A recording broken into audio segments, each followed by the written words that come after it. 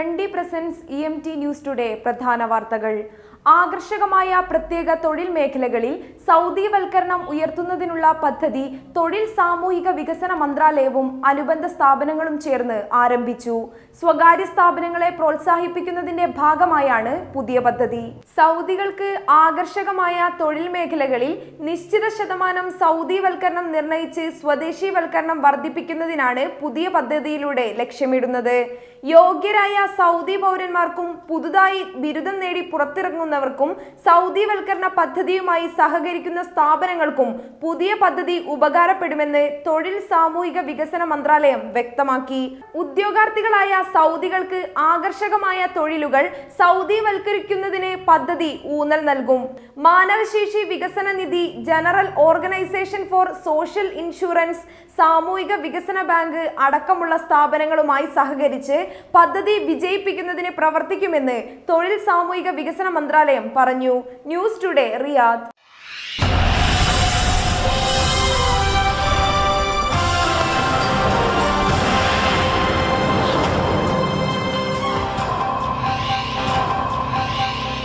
സൗദിയിൽ event visit visa അനുവദിക്കാൻ തീരുമാനം. വ്യത്യസ്ത പരിപാടികൾ വീക്ഷിക്കുന്നതിനും പങ്കെടുക്കുന്നതിനും ആഗ്രഹിക്കുന്നവരെ ലക്ഷ്യമിട്ടാണ് സൗദി മന്ത്രിസഭ വിസ ഇഷ്യൂ ചെയ്തത്. പരിപാടികളുടെ സംഘാടകർ, വിദേശകാര്യ മന്ത്രാലയം, നാഷണൽ ഡാറ്റാ സെന്റർ എന്നിവയുമായി സഹകരിച്ചാണ് വിസ അനുവദിക്കുക. വിദേശത്തെ എംബസികളിൽ അപേക്ഷ ലഭിച്ചാൽ 24 മണിക്കൂറിനകം വിസ അനുവദിക്കും.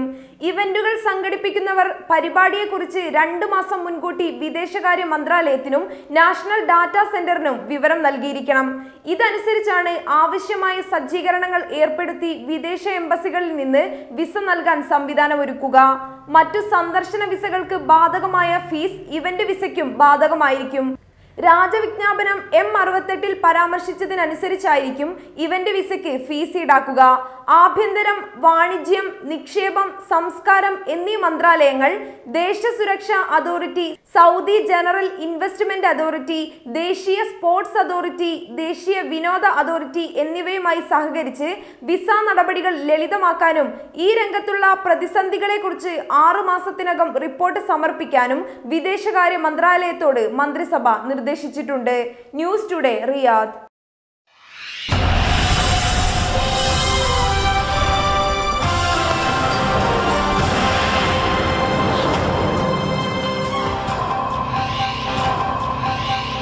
ഗതാഗത കമ്പനികൾക്കുള്ള ലൈസൻസ് വ്യവസ്ഥ ലഘൂകരിച്ചതായി പൊതുഗതാഗത അതോറിറ്റി ഡെപ്യൂട്ടി പ്രസിഡന്റ് ഫവാസ് അൽസഹലി. ഗതാഗത മേഖലയിൽ പ്രവർത്തിക്കുന്ന വ്യവസായികൾ നേരിടുന്ന പ്രതിസന്ധികൾക്ക് പരിഹാരം കാണുന്നതിന് പൊതുഗതാഗത അതോറിറ്റി പഠിച്ചു വരികയാണെന്നും അദ്ദേഹം പറഞ്ഞു. ഗതാഗത കമ്പനികൾക്കുള്ള ലൈസൻസ് വ്യവസ്ഥ ലഘൂകരിച്ചതായി പൊതുഗതാഗത അതോറിറ്റി ഡെപ്യൂട്ടി പ്രസിഡന്റ് ഫവാസ് അൽസഹലി വെളിപ്പെടുത്തി. ഗതാഗത കമ്പനികൾക്ക് ലൈസൻസ് നൽകുന്നതിന് മിനിമം എണ്ണം വാഹനങ്ങൾ ഉണ്ടായിരിക്കണമെന്ന വ്യവസ്ഥ പൊതുഗതാഗത അതോറിറ്റി പുറത്തിറക്കിയ പുതിയ നിയമാവലി റദ്ദാക്കിയിട്ടുണ്ട്. മിനിമം എണ്ണം വാഹനങ്ങൾ സ്വന്തമായി ഉണ്ടായിരിക്കണമെന്ന വ്യവസ്ഥയാണ് ഗതാഗത മേഖലയിലെ നിക്ഷേപകർ നേരത്തെ നേരിട്ടിരിക്കുന്ന ഏറ്റവും വലിയ പ്രതിബന്ധം.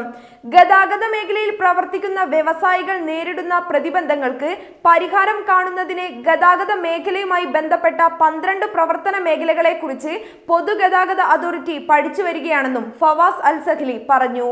News today, Jeddah.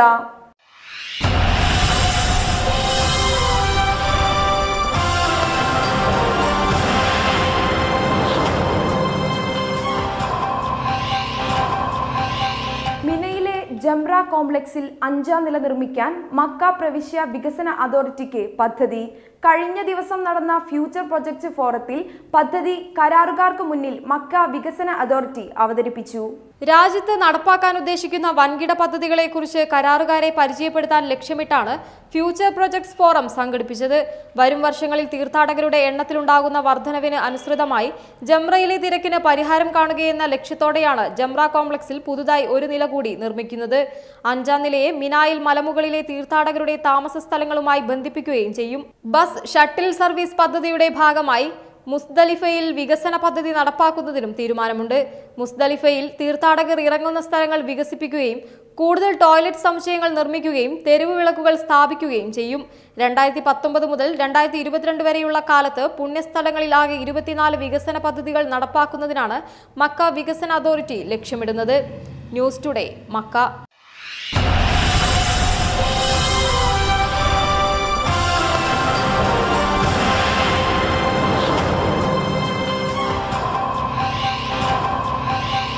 ഡ്രൈവിംഗിനിടയിൽ mobile phone ഉപയോഗിച്ചതിന്റെ ഫലമായി കഴിഞ്ഞ വർഷം സൗദിയിലുണ്ടായ വാഹനാപകടങ്ങളിൽ 460 പേർക്ക് ജീവൻ നഷ്ടപ്പെട്ടതായി നാഷണൽ റോഡ് സെക്യൂരിറ്റി സെന്ററിന്റെ കണക്കുകൾ.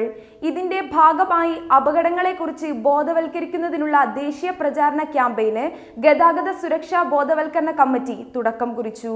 ആഴ്ചയിൽ ശരാശരി 10 പേർ വീതം ഇത്തരം അപകടങ്ങളിൽ മരണപ്പെടുന്നുണ്ട്. കഴിഞ്ഞ വർഷം സൗദിയിലാകെ 1,61,702 വാഹനാപകടങ്ങൾ ഉണ്ടായി. അപകടങ്ങളെക്കുറിച്ച് ബോധവൽക്കരിക്കാനുള്ള ക്യാമ്പയിൻ ഷഅബാൻ മാസം അവസാനം വരെ തുടരും. ഏതാനും സർക്കാർ വകുപ്പുകളുടെ പങ്കാളിത്തത്തോടെ നടത്തുന്ന ക്യാമ്പയിനിലൂടെ മൊബൈൽ ഫോൺ ഉപയോഗിച്ചും മറ്റും ഡ്രൈവിംഗിനിടെ ശ്രദ്ധ തിരിയുന്നതിന്റെ അപകടങ്ങളെക്കുറിച്ച് ഡ്രൈവർമാരെ ബോധവൽക്കരിക്കുന്നതിനും ബേബി സീറ്റുകൾ ഉപയോഗിക്കേണ്ടതിന്റെ പ്രാധാന്യത്തെക്കുറിച്ച് ഉണർത്തുന്നതിനും മൊബൈൽ ഫോൺ ഉപയോഗിച്ചും മറ്റും ഡ്രൈവിംഗിനിടെ ശ്രദ്ധ തിരിയുന്നതിന്റെ ഫലമായി ഉണ്ടാകുന്ന അപകടങ്ങളിൽ ജീവൻ നഷ്ടപ്പെടുന്നവരുമായി ബന്ധപ്പെട്ട കണക്കുകൾ പ്രചരിപ്പിക്കുന്നതിനുമാണ് ലക്ഷ്യമിടുന്നത്. News today, Riyadh.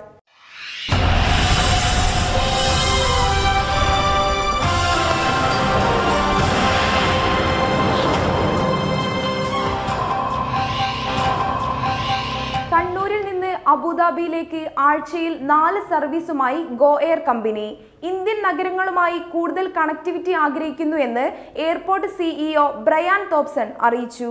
കണ്ണൂർ അന്താരാഷ്ട്ര വിമാനത്താവളത്തിൽ നിന്ന് അബുദാബിയിലേക്ക് സർവീസ് ആരംഭിച്ച ഗോ എയർ കമ്പനിയെ അബുദാബി എയർപോർട്ട് കമ്പനി ശ്ലാഘിച്ചു. ആഴ്ചയിൽ 4 സർവീസുകളാണ് ഇരു നഗരങ്ങൾക്കുമിടയിൽ ഗോ എയർ നടത്തുക. തിങ്കൾ, ചൊവ്വ, വ്യാഴം, ശനി ദിവസങ്ങളാണ് സർവീസ്.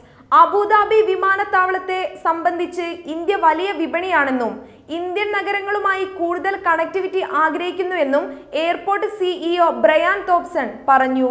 News today, Abu Dhabi.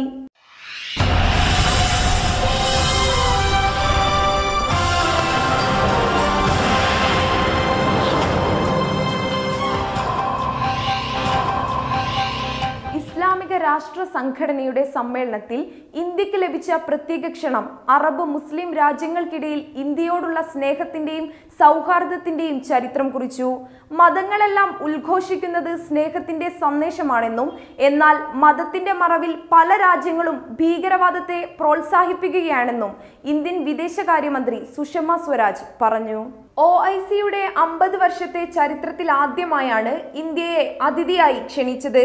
പക്ഷേ സുഷമയും ഇന്ത്യയും സമ്മേളനത്തിൽ നിറഞ്ഞു നിൽക്കുകയായിരുന്നു. പാകിസ്ഥാനുമായി യുദ്ധസമാനമായ അന്തരീക്ഷമായിട്ടും അതൊന്നും കണക്കാക്കാതെയായിരുന്നു സുഷമയെ OIC വരവേറ്റത്. ഇന്ത്യ വന്നതിനാൽ പാകിസ്ഥാൻ വന്നതുമില്ല. പാകിസ്ഥാന്റെ പേര് പറയാതെ തന്നെ അവരുടെ പ്രവർത്തനങ്ങൾ ഇസ്ലാമിക രാജ്യങ്ങൾക്കു മുന്നിൽ തുറന്നു കാണിക്കുകയായിരുന്നു സുഷമ. ഭീകരവാദത്തെയും മതവിശ്വാസത്തെയും വേർതിരിച്ചു കാണാൻ അവർ ശ്രമിച്ചതും കയ്യടി നേടി. അതേസമയം ജമ്മു കാശ്മീർ ഇന്ത്യയുടെ അവിഭാജ്യ ഭാഗമാണെന്നും അവിടുത്തെ സുരക്ഷാ പ്രശ്നങ്ങൾ പൂർണ്ണമായും ഇന്ത്യയുടെ ആഭ്യന്തര കാര്യമാണെന്നും OICക്ക് കേന്ദ്ര സർക്കാർ മറുപടി നൽകി. വിദേശകാര്യമന്ത്രി സുഷമ സ്വരാജ് അതിഥിയായി പങ്കെടുത്തതിനു പിന്നാലെ 57 അംഗ OIC കാശ്മീർ വിഷയത്തിൽ പ്രമേയം പാസാക്കിയിരുന്നു. ഭീകരർക്ക് സംരക്ഷണം നൽകുന്ന രാജ്യങ്ങളെ അപലപിക്കുന്നതായിരുന്നു സുഷമയുടെ പ്രസംഗം. ഇന്ത്യയുടെ നിലപാടിൽ മാറ്റമില്ലെന്നും ആഭ്യന്തര കാര്യങ്ങളിൽ ഇടപെടാൻ അനുവദിക്കില്ലെന്നും വിദേശ മന്ത്രാലയം പ്രസ്താവനയിൽ അറിയിച്ചു. News today, New Delhi.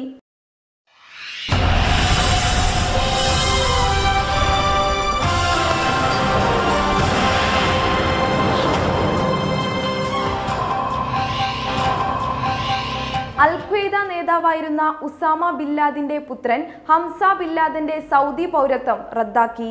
അതേസമയം ഹംസ ബിൻ ലാദനെ അറസ്റ്റ് ചെയ്യുന്നതിന് സഹായമായ വിവരങ്ങൾ നൽകുന്നവർക്ക് അമേരിക്കൻ വിദേശ മന്ത്രാലയം $10 ലക്ഷം പ്രഖ്യാപിച്ചു. സൗദി പൗരത്വം റദ്ദാക്കുന്നതിന് അനുമതി നൽകി രാജകൽപ്പന പുറപ്പെടുവിച്ചതായി ആഭ്യന്തര മന്ത്രാലയത്തിന് കീഴിലെ സിവിൽ അഫയേഴ്സ് വിഭാഗം അറിയിച്ചു. അൽ-ഖ്വയ്ദയിലെ പ്രധാന നേതാക്കളിൽ ഒരാളായാണ് ഹംസ ബിൻ ലാദനെ അമേരിക്കൻ വിദേശ മന്ത്രാലയം വിശേഷിപ്പിക്കുന്നത്. പിതാവ് ഉസാമ ബിൻ ലാദന്റെ വധത്തിൽ പ്രതികാരം ചെയ്യുന്നതിന് അമേരിക്കയ്ക്കും അമേരിക്കയുടെ പാശ്ചാത്യ സഖ്യ രാജ്യങ്ങൾക്കും എതിരെ ആക്രമണം നടത്തുന്നതിന് അനുയായികളോട് ആഹ്വാനം ചെയ്യുന്ന ഓഡിയോ വീഡിയോ സന്ദേശങ്ങൾ സമീപകാലത്ത് ഹംസ ബിൻ ലാദൻ പുറത്തിറക്കിയിരുന്നു. ഹംസ ബിൻ ലാദനെ 2 വർഷം മുമ്പ് അമേരിക്ക ആഗോള ഭീകരനായി പ്രഖ്യാപിച്ചിരുന്നു. 2011 സെപ്റ്റംബർ 11 ന്യൂയോർക്ക് വേൾഡ് ട്രേഡ് സെന്ററിന് നേരെ ആക്രമണം നടത്തുന്നതിന് ഉപയോഗിച്ച വിമാനങ്ങളിലൊന്ന് റാഞ്ചിയ മുഹമ്മദ് അത്തയുടെ മകളെയാണ് ഹംസ ബിൻ ലാദൻ വിവാഹം ചെയ്തിരിക്കുന്നത്. News today, Riyadh.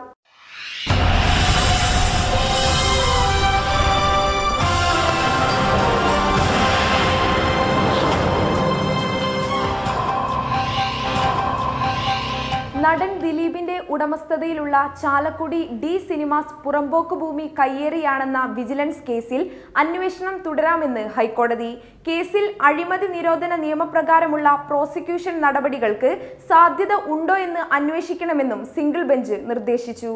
കയ്യേറ്റം ആരോപിച്ചുള്ള പരാതിയിൽ കേസ് രജിസ്റ്റർ ചെയ്ത് അന്വേഷണം നടത്താൻ തൃശൂർ വിജിലൻസ് കോടതി 2018 മാർച്ച് 15 ഉത്തരവിട്ടിരുന്നു. ഇതിനെതിരെ ദിലീപ് നൽകിയ ഹർജി തീർപ്പാക്കിയാണ് സിംഗിൾ ബെഞ്ചിന്റെ വിധി. ഡി സിനിമാസ് സർക്കാർ പുറമ്പോക്ക് ഭൂമി കയ്യേറിയെന്ന ആരോപണത്തെ തുടർന്ന് റവന്യൂ സർവേ വിഭാഗങ്ങൾ പരിശോധന നടത്തിയിരുന്നു. ഭൂമി കയ്യേറ്റമില്ലെന്ന റിപ്പോർട്ടായിരുന്നു സർവേ സൂപ്രണ്ടും നൽകിയത്. തിയേറ്ററിനു വേണ്ടി സർക്കാർ പുറമ്പോക്ക് ഭൂമി കയ്യേറിയെന്ന ആരോപണം തെറ്റാണെന്ന് ജില്ലാ സർവേ സൂപ്രണ്ടിന്റെ റിപ്പോർട്ടിൽ വ്യക്തമാക്കുകയും ചെയ്തിരുന്നു. News today, Kochi.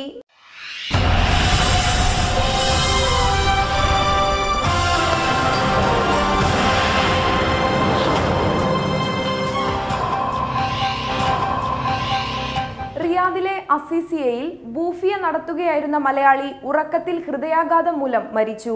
പാലക്കാട് അലനല്ലൂർ സ്വദേശി തയ്യിൽ ഷൗക്കത്തലിയാണ് മരണപ്പെട്ടത്.